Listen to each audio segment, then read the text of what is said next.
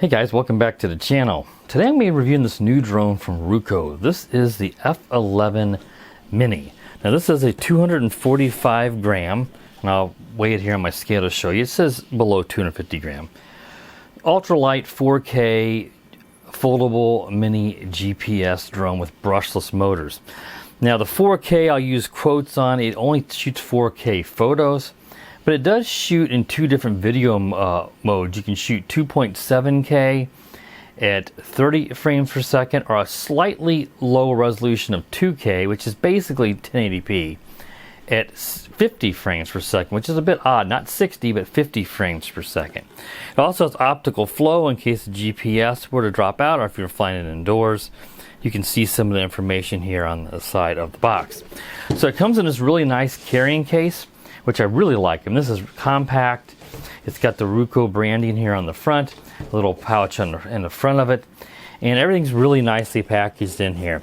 Now I've already flown the drone, so I already had it out. I've already flown it, so I'm going to give you guys some insight here in case you're watching this before the flight review. Most people do just skip ahead to the flight review. The drone does come in a little bag, but I already have it out because I've flown it.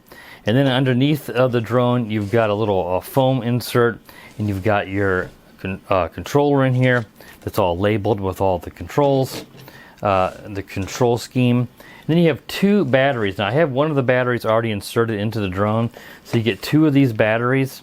I'll pop it out of the drone to show you what the capacity is on those. They come in these boxes here. They give you a little box with some spare blades, repellers, and it gives you they give you a little bag with two USB charging cables. I believe they're micro USB. In here to charge both the drone battery and the controller, which I'll try to show you. The controller is rechargeable and has a plug to plug it in to charge it up.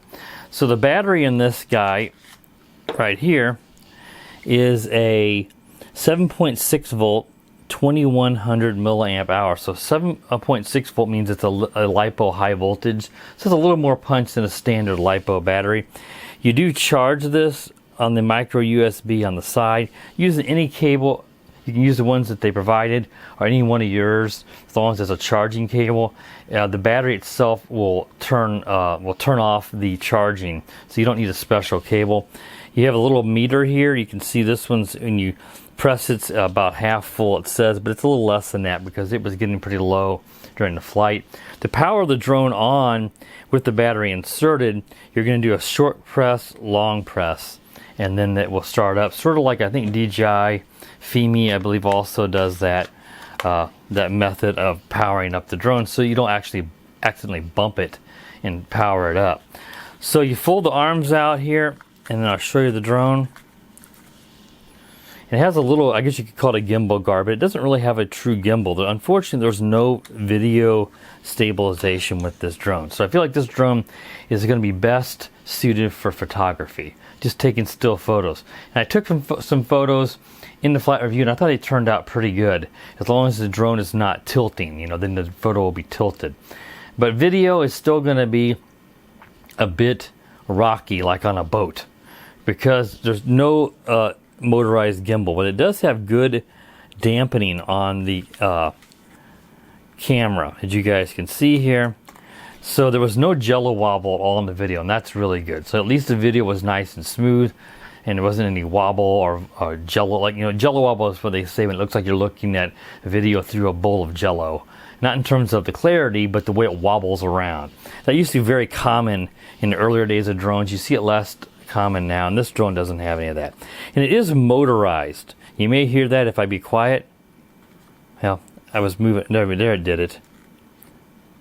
The little servo and the little motor, you can tilt it straight forward to about 90 degrees straight down remotely using the controller. So you don't have to worry about landing it and adjusting, the camera tilt manually with your finger. And it uses a micro SD card here, which you can put in the side. It says up to 128 gigabytes to store your video and photos locally to the card. You're not recording over the Wi-Fi. and that is nice. The instruction manual says a max capacity of 32 gigabytes, and the sticker here says 128. So I used the 32 and it worked fine. 32 is going to be more than enough storage, but consider the sticker says, I suspect that the instruction manual is probably not accurate. But if you want to be totally safe and you don't have time to test of a larger capacity to work, then just go with the 32 gig if you do have one of those.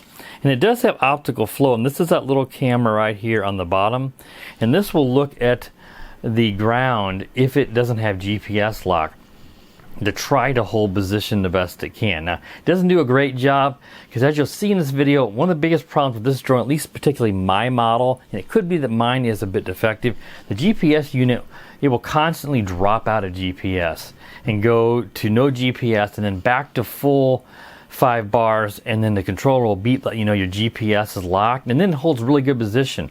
But when it doesn't, it's kicking in optical flow mode, and then the drone drifts around because optical flow, and one of the reasons why is I was up pretty high, and optical flow needs to work relatively close to the ground so it can actually see the ground and analyze it to decide if it's moving around. So a lot of that was the fact that I was up pretty high, and the GPS will drop out on my particular unit. It's a decent chance that I just have a defective GPS module on this one. So if you're interested in this drone, as you see in the flight review coming up here in a moment, you know, you're probably okay to take a chance on this if this is what you want, because if there is any problems, you have no problems returning this because this is sold on Amazon and Ruko has good customer service. So, you know, there's a good chance mine is defective, but I can't say for certain without looking at some other reviews to see if anybody else had this particular problem. With the GPS will just completely drop out. So if you're doing return to home, the drone started flying south instead of west. And thankfully it has a good FPV feed. I was able to recover controls and bring it back manually. But if I had no FPV feed, it would have flown away. So the GPS issue is very much a big problem with this drone. Let's see. Let's weigh the drone here so I can show you that weight and what it shows on my scale. So let's bring the scale over here and turn it on and let it zero out. And I was getting 245 grams. Got 243. Now that was, if you put the little gimbal guard on, you get 245. You guys can hopefully see there. Sometimes it waffles between that and 246, but actually flying, your weight's 243 to 244 since this weighs about a gram. You won't fly with this on because you can't use the camera with the little guard on this little drone. So yeah, I mean, the drone flies great and it's pretty sporty. It's got 2 rates. It's just that GPS issue, and there is an issue with the app. The app on this is the Ruko Mini app. If you have a Pixel 4a phone like me, and probably any of the Pixels, the app FPV feed will freeze after about 5 seconds every single time. You can sort of exit the app, come back in, and it reestablishes it, and it does it again. Now, using a Samsung Galaxy S10a, I think it is a little phone my daughter had that she used previously, it works perfect. So most people are probably not going to have a problem. I don't think there's been any problems with iPhone, but that is one thing to keep in mind. Also, as you'll see in the flight review, the GPS follow, when you click it, it just does nothing. And I had a GPS lock, a full 5 bars at a time, so it wasn't a matter of it. Yes, if the GPS were dropped on the drone, it could not follow you. The app showed it as established a good GPS. When you press that, it just does nothing. So that's something to keep in mind. But Circle Me works fine. I didn't get a chance to test waypoints, but I'll put a link, a picture up here of that Ruko Mini app. I probably already did that, so you guys can see what that app looks like. It works fine on most phones. Just keep in mind the GPS follow may not work for you. And then let's take a quick look at the controller here. The controller is a pretty standard looking controller. I've seen this quite a bit, and I don't know if Ruko makes this specifically. I'm sure they have someone make it for them. It could be this is made by SJRC, who made, I know, one of the other drones that Ruko sells. But this controller does look familiar is what I'm getting at. Now you put your phone will go up in here. There is an antenna, which I had extended here on the back. You do want to put that up. I can't see inside here, but I'm pretty sure that there actually is a wire and this actually functions it'd be kind of silly to add this on, but they do put fake antennas on a lot of stuff, but that seems unusual enough that I think there's probably a real antenna wire in there. Your speed rates you do on the right here by pressing in on the stick. You've got your auto takeoff and landing. You do have to go both, I think it was both sticks down and in, I think, to unlock props, either in or out, like one of the two. And then you press that to take off. You can also do that to land. This would be to do your compass calibration if you needed to do it manually. But the app will ask you, as soon as you start the app, it's going to say do the compass calibration. Really simple. Hold up a meter off the ground, rotate it horizontally until the controller beeps. Then it'll show you to aim it upwards. Do it vertically, and it's usually not even a couple of turns, not even 3. It'll beep and it says ready to be calibrated for its gyro. And then once you just put it on a level surface, press the calibrate button on the app, and it will calibrate level for the drone. And then you have your return to home button right here.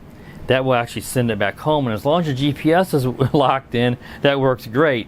It's off by usually about 4 to 5 feet, so it's not perfect, but there's not any kind of, you know, smart return home. It doesn't have the downward camera feature to look at the ground, so it's just using GPS coordinates, and that's usually within acceptable margin of error, a few 4 or 5 feet. And then your power buttons right here. Now to charge up this guy, there's your micro USB on the bottom, and that's to charge up this controller. And it has a red light and it'll go out whenever it's fully charged. And you get those handles you of course pull out to give you, handle grips. And then on the top you've got your photo and your video buttons, or you can use the app to start that. And then you have your gimbal or camera up and down right here. And that's a little jerky. It's not super smooth. It seemed like it was a little smoother using the little camera tilt controls within the app. But that's to be expected on these kind of drones. Quite often that will be the case on these guys. They give you a quick start guide here, and then it's a safety manual, and somewhere around here, I think I've got it laying somewhere else, is your full manual that has all the information. But I think I covered pretty much everything. The flight time on this guy is something that I'll have to look in the manual and find out. It's going to be a really good flight time. I just don't remember offhand, so I'll try to put the text up here with the advertised flight time for this guy. It did fly pretty long during the review, the flight review. But yeah, this is has a lot of potential. I wish it had stabilization. There's no EIS or electronic image stabilization, and again, there's no gimbal. That's its biggest downfall, but I thought the photos were pretty good.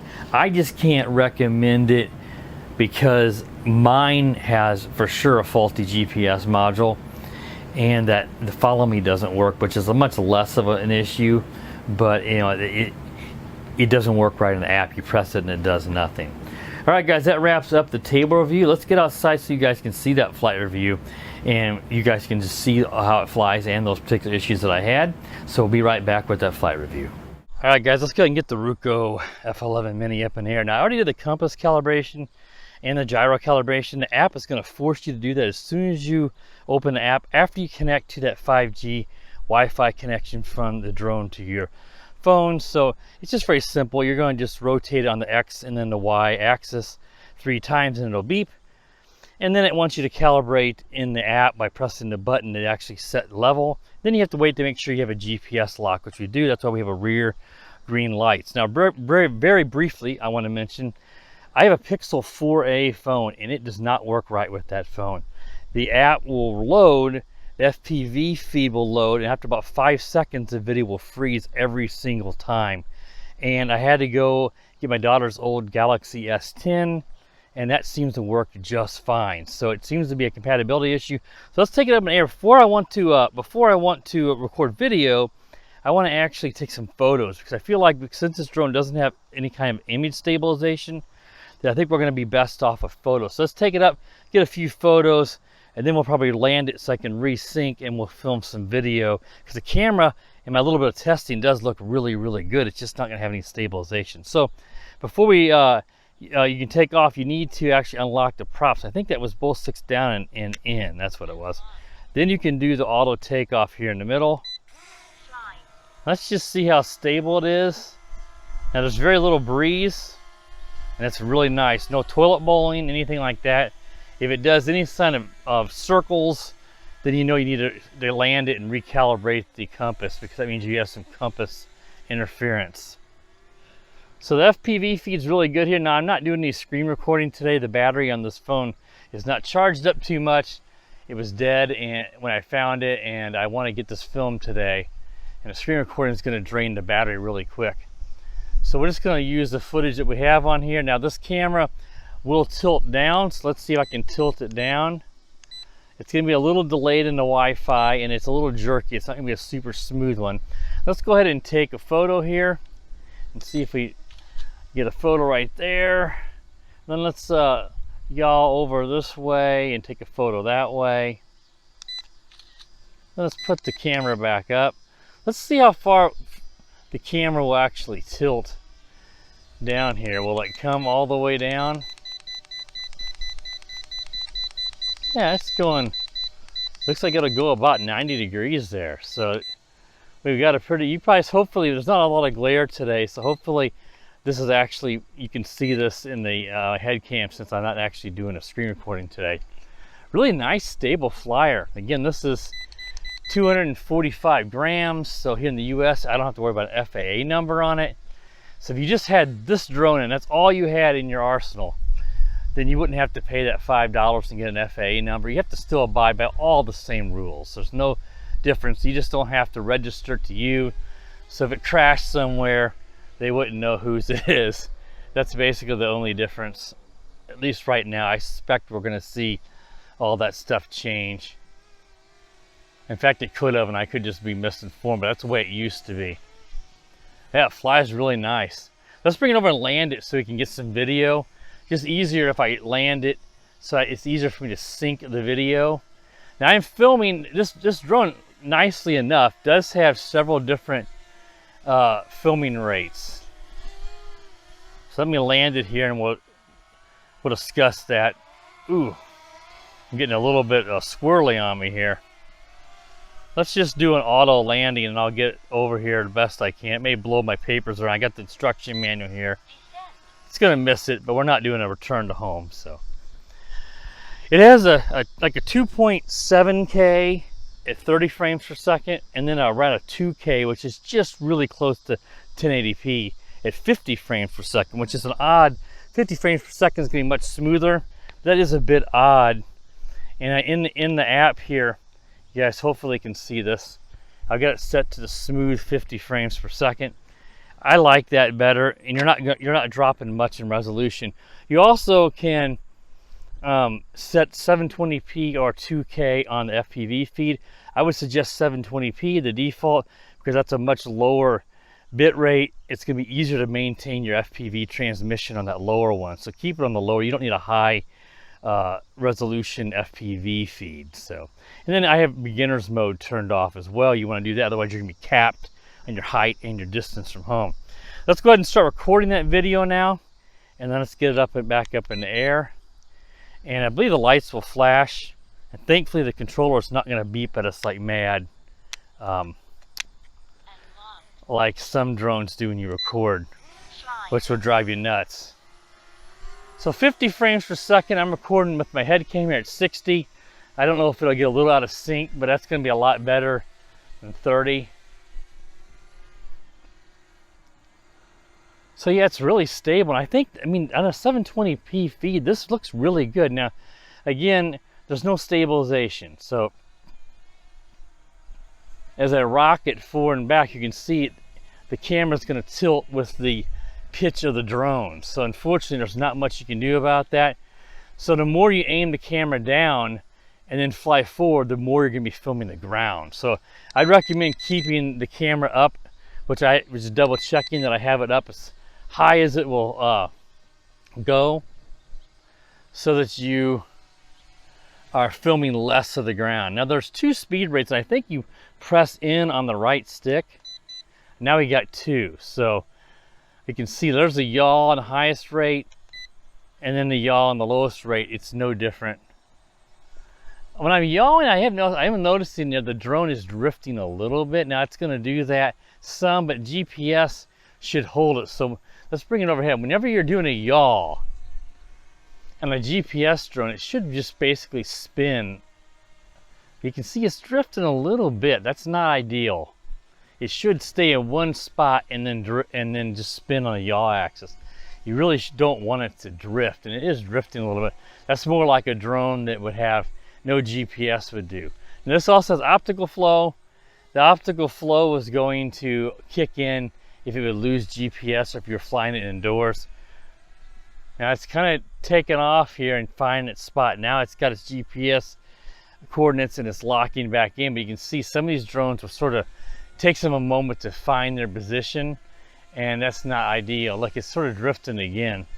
Let's go ahead up to the highest rate. It's going to be pretty sporty in the highest rate. And when you brake, that's where these drones, let's see when we let off here. How much is it going to drift? Because that's where the drones usually have to sort of find their position again. And the cheaper drones are much worse about braking than, like, say, a DJI drone, which will sort of stop on a dime. But it's not windy today. I'm going to go back to the lowest rate. You're going to get less pitch, but you're going to be able to film better in the lowest rate. So you don't need the highest rate unless you need to book it back home, or if you are fighting a lot of wind, which are not. Now see, we got some drifting going on, and we are in GPS mode. It even said it. I don't know exactly how you turn GPS mode off on this drone, if there even is an option for that, but you can see it does drift at times, and that's not ideal. Let's take it out here. I usually like go over the cemetery and then do a turn to home accuracy test. We've got a ton of battery, 80%. Nice FPV feed here. But yeah, this drone, I don't remember here offhand what the flight time was advertised on this. I'm sure I'll mention it. I mentioned it in the table review. I'm filming this before the table review. But these little drones like this is going to have quite a bit. You can see it's rocking around. That's normal with no stabilization. Now, if this had EIS, it would fix that to an extent. A stabilized mechanical brushless gimbal would obviously make it really nice if the gimbal worked, you know, if the gimbal works as it's supposed to. So I can still see the drone there. If I take my eyes off it, then I would tend to lose sight. But let's go ahead and return it home here. Return home. And it says return home. Now I can see it says we have a weak GPS signal. I had a good lock. I don't know if there's a solar storm or something happening here, because that may be, I just noticed that now, that may be why we were getting that drifting. And that will also affect us. It looks like it's taken off. I'm gonna fly it manually. It is not going home. Okay. So the GPS now is full. Now it's dropped off again. So it was actually flying towards those power lines in the road because it did not have a good GPS lock. Huh. So I've canceled it and we're coming back and flying manually. We have a good feed, so we were fine there, but I don't know. I have never had a GPS drop out since the very early days of flying drones. And right now we have only one bar. When I was sitting here on the ground, it said, you know, it was like this, one bar. And then all of a sudden, beep, it locked in and we were good to go. I think that's why it was drifting so much. Here comes the drone now. So we're good.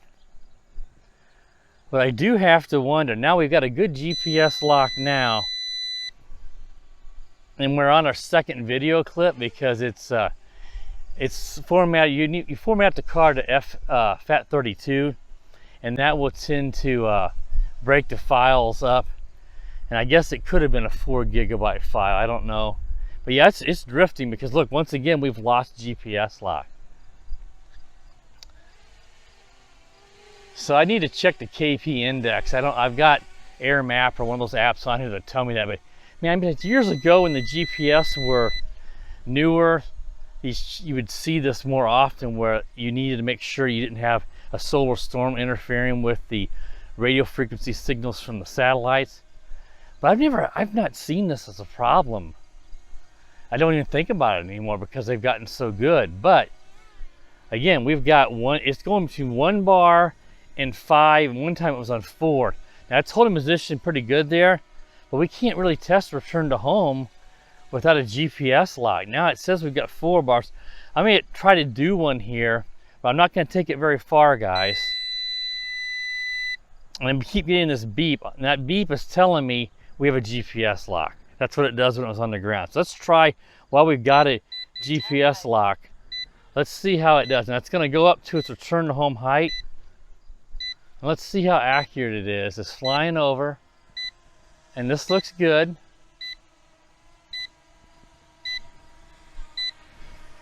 Now, if your app was having some telemetry problems, I could see it causing a false read. Now look, we've lost GPS lock, and look, it's drifting away. Wow, that's crazy. I've never seen this. When I get done with this review here, now we got a lock again. I'm gonna check to see if there is any kind of really high solar activity that could be causing this. I'm unaware of it. But yeah, I mean, it's almost like it just has a flaky GPS module is much more likely, because a solar storm, you would not expect the GPS signal to go from full to 1 bar, just poof, and then back and forth, unless it was you'd expect it to be a storm that we would be knowing about. It'd be causing blackouts and stuff if it was probably that strong. So yeah, I'm not impressed with the GPS, because I was thinking initially this drone holds position really well when it has a good lock. Well, I've got a good GPS lock again, but boy, whenever it loses it, it can't find its coordinates back, and it just takes off. Almost like when you had a bad compass calibration. Let's try it again here now that we got a good lock, and see if we can get it to land. It will turn to face the direction that it's faced at takeoff, and here it is overhead. And let's make sure that we still have the lock so I can take over the controls manually in case it drops out. And here it comes down.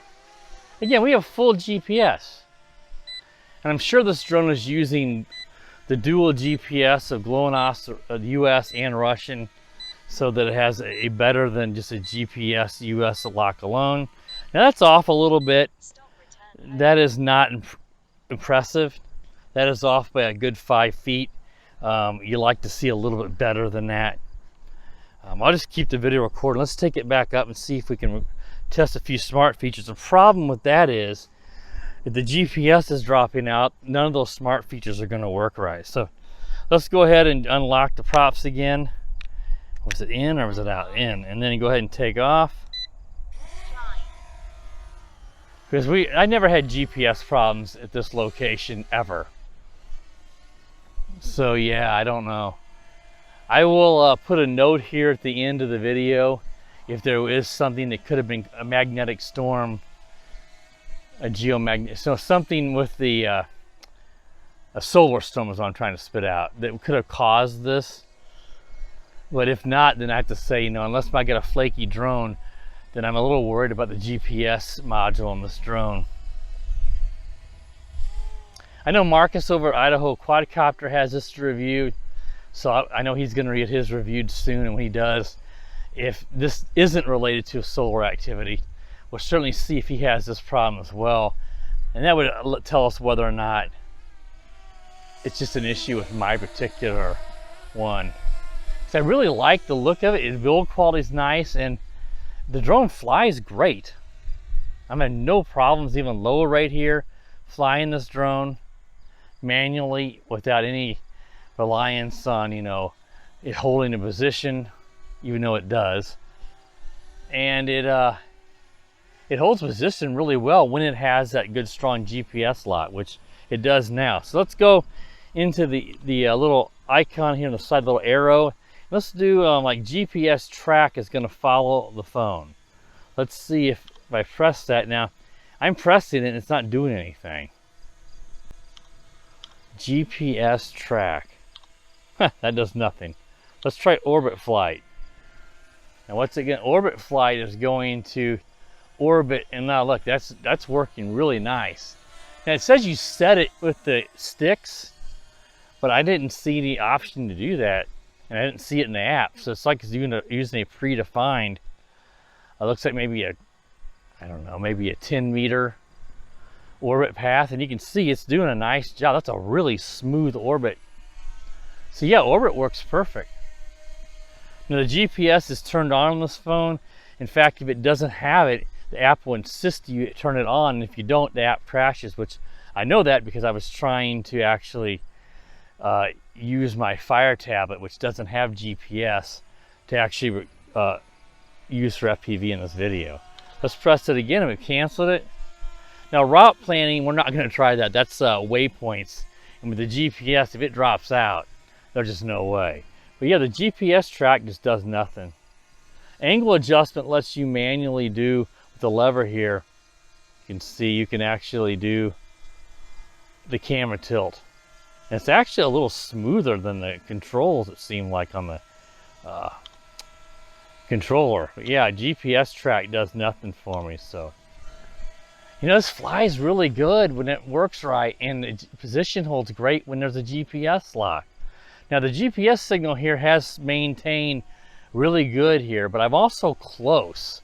That shouldn't matter because the drone is the one receiving the GPS. So maybe there is some sort of interference. Because we haven't heard any beeping of it reestablishing it. Unless it's some sort of a telemetry issue, but again, the drone would still hold its position. So I'm going to take it out again here a little ways and just see, you know, a little ways and do another return to home. I'm not going to take it too far because I weren't paying attention there, or if I had lost my FPV feed, then a drone would have flown away and crashed over there in those trees because it was going the wrong direction. We have a good lock now. Let's go ahead and turn to home. It's at 39% battery, and it is going up a little more, and it is flying back our direction. So we are in good shape. Yeah, I don't know what to say about the GPS signal. I have not seen a drone do that since before I was reviewing drones. My Cheerson CX20 would have some issues with this GPS module. I upgraded in it, but that was related to some firmware and the compass in the drone. It wasn't actually the GPS, it was a GPS compass dual module. But yeah, we have a good lock. So look, when the drone GPS is good, it's fine. Now it's a little off on its accuracy, but then again, that's not that uncommon because there's no accuracy. There's no, you know, the smart accuracy. I'm trying to think of the right word. Like the DJI and the Autels and the FIMIs have the downward camera that will look and help to adjust with the GPS, and this doesn't have that. Let's go ahead and stop recording. Make sure that our data is all saved to that micro SD card. The sticker on the side says up to 128 gigabytes. The instruction manual says the maximum of 32 gigabytes, which I have in there. So keep that in mind. You'd hope that the sticker is accurate and the instruction manual is just a misprint. But yeah, I mean, overall, you know, the drone flies good. Whenever it has a GPS lock, it holds position really well. If it doesn't, it still flies good, but it will drift. And that's why I noticed that drifting initially, because I didn't realize that it lost GPS lock. And you'll notice it because the controller will beep at you whenever it reestablishes lock. Turn to home worked perfect, a little off on its accuracy, but then again, that's not that uncommon when a drone doesn't have any kind of downward facing camera to examine the ground. The optical flow camera on this drone is not designed for that. And then the GPS follow my phone didn't work at all. And the app will not work on Pixels, at least not my Pixel 4a, without freezing after about 5 seconds.